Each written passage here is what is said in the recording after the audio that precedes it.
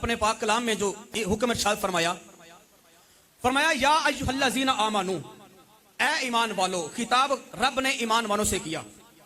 आज हर बंदा ये कहता फिरता है कि कुरान और सुन्नत की बात की जाए और कुरान और सुन्नत के अंदर जो कुछ है उन अहकामात की बात की जाए।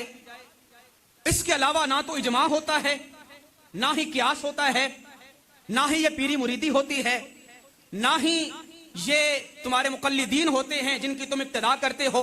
कोई इमाम आज़म अबू हनीफा नहीं है, कोई इमाम शाफी नहीं है, कोई मालिकी नहीं है, कोई हम्बली नहीं है, कोई फलां नहीं है, कोई फलां नहीं है, कोई वली नहीं होता, कोई मुजतहिद नहीं होता। सिर्फ कुरान और सुन्नत की बात की जाए और कुरान और सुन्नत में जो कुछ है उसी की ही पैरवी की जाए। हजरत ज़ुल्फ़िकार असल हकीकत ऐसे नहीं है। खालिक कायनात ने जो इस पाक आयत करीमा के अंदर इरशाद फरमाया वो तीन चीजों की हुज्जियत को बयान फरमाया है। फरमाया कि लोगों, मेरा कलाम, मेरा हुक्म, मेरी बात, मेरा कुरान तो अटल फैसला है ही है। वो तो दीन इस्लाम के अंदर हुज्जत है ही है। वो तो मेरा अटल हुक्म और फैसला है ही है कि मैं खुद होके खालिक होके फरमा रहा हूं, लोगों अतीउल्लाह, मेरी अताअत करो, मेरा हुक्म मानो, मेरी फरमा बरदारी करो। इसके साथ साथ मैं तुम्हें इस बात का हुक्म भी दे रहा हूं कि मेरे साथ साथ व अतीउर रसूल, मेरे रसूल करीम सल्लल्लाहु तआला अलैहि वसल्लम की भी तुमने इत्तिबा और पैरवी करनी होगी। कुरान के बाद एक ऐसी हस्ती भी है, खुदा के बाद एक ऐसी जात भी है जिसके अहकामात को मानना, जिसकी अहदीस मुनव्वरा का तस्लीम कर लेना और उनको ऊपर अमल पैरा होना, यह कुरान के बाद हुज्जियत का दर्जा कहलाती है।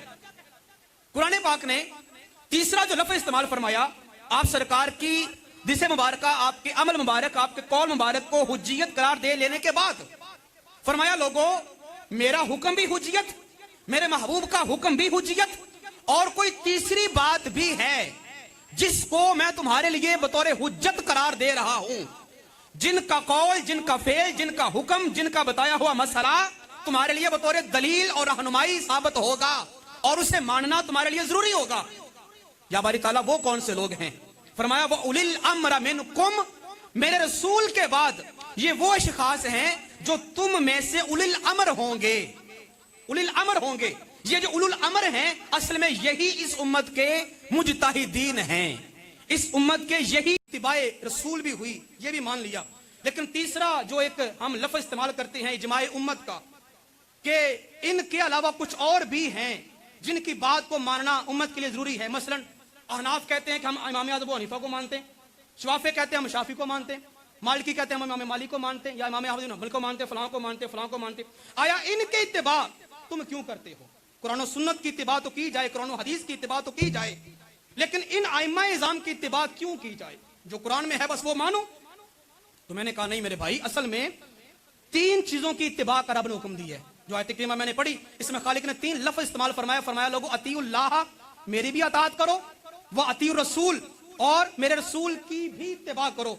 और तीसरा लफ्ज़ खालिक ने फरमाया व उलिल अम्री मिनकुम, व उलिल अम्री मिनकुम, फरमाया तुम में से जो उलुल अमर अफराद हैं उनकी भी इत्तिबा करो। अब उलुल अमर अफराद कौन हैं जिनकी इत्तिबा खालिक ने अपने महबूब और अपनी इत्तिबा के बाद फर्ज करार दे दी कि इनकी भी इत्तिबा तुम्हारे ऊपर वही अहमियत रखती है, वही दर्जा रखती है जो मेरी और मेरे मुस्तफा की अहमियत है, उनकी भी इत्तिबा करो। अब वो उलुल अमर अफराद कौन से हैं जिनकी इत्तिबा करना रब ने हमारे ऊपर फर्ज कर दिया? अब उलुल अमर अफराद, एक तो इस आयत करीमा की तफसीर इसी आयत करीमा ने ही कर दी।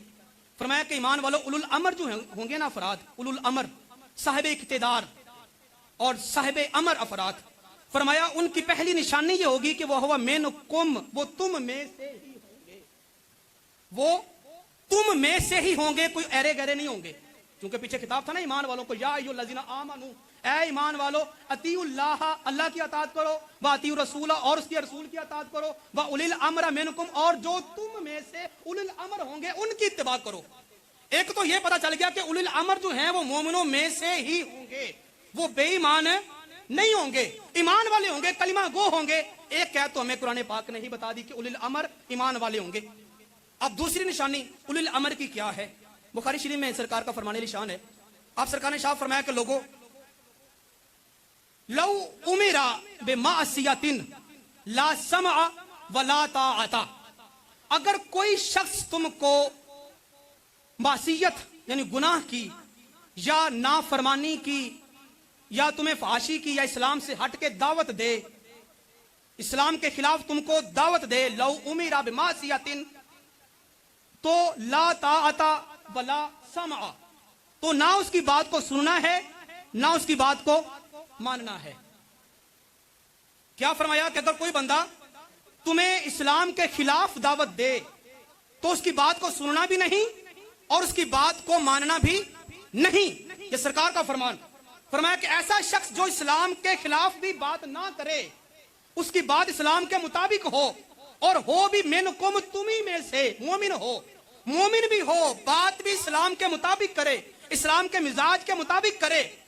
مولا اگر ایسا بندہ ہمیں مل جائے جو اسلام کی بات کرے، مومن ہو اور نافرمانی کی، بے ادبی کی، گستاخی کی اور گناہوں کی بات بھی نہ کرے، پھر اس کی بات کی اہمیت کیا ہے، اس کی بات کا دین اسلام میں جو نا وہ ایک درجہ کیا ہے۔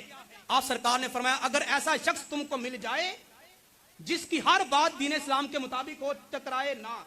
فرمایا اگر ایسا شخص مل جائے، من اساء امیری فقد اسانی ومن اطاع امیری فقد اطانی، تو ایسے شخص کی بات کی حجیت یہ ہے، ایسے شخص کی بات کی دلیل یہ ہے اور اس کا درجہ اور مرتبہ یہ ہے کہ ایسا امیر جو دین اسلام کے خلاف بھی بات نہ کرے اور ہو بھی مومن، اور اس کے بعد اگر تم اس کی اتباع کرتے ہو تو اس کی اطاعت در حقیقت اس کی اطاعت نہیں ہوگی، وہ اطاعت میں محمد مصطفیٰ ہی کی اطاعت ہوگی۔ من اطاع امیری فقد اطاعنی، جس نے ایسے امیر کی اطاعت کی، اپنے حکمران کی، اپنے جو نا مطیع کی اور اپنے متبع کی اطاعت کی، گویا اس نے اس کی نہیں، میں محمد کی ہی اتباع کی۔